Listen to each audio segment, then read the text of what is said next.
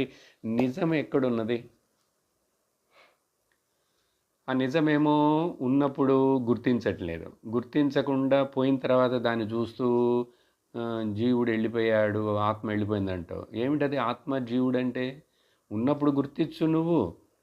నువ్వు ఈ ఉపాధులకు సంబంధం లేని అనంతుడమైనటువంటి నిత్య శుద్ధ బుద్ధముక్తుడైనటువంటి ఏకనిత్య సార సత్యమైనటువంటి అనంత సచ్చిదానంద స్వరూపం నేనని ఇప్పుడు క్లెయిమ్ చేయి, గుర్తించు. ఇప్పుడే ఈ శరీరం ఉండంగానే, ఈ కోశాలన్నీ ఉండంగానే, మాట్లాడుతున్నప్పుడే గుర్తించానంటే ఏంటి?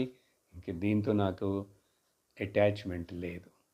కానీ నువ్వు అనవసరంగా అటాచ్మెంట్ ఉందని భావిస్తున్నావుగా, దానికోసమే